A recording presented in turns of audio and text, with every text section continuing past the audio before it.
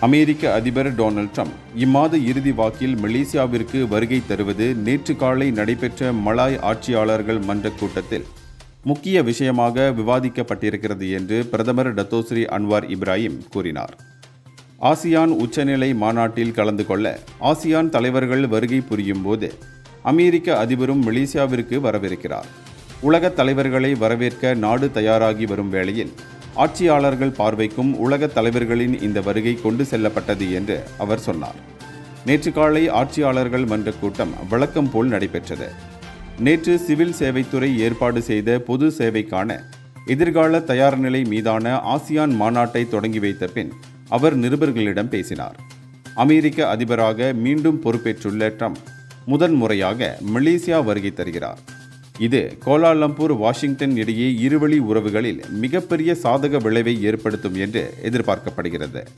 உலக விவகாரங்களில் மலேசியா கொண்டிருக்கும் நிலைப்பாட்டையும் இதன் மூலம் எடுத்துரைக்க முடியும்.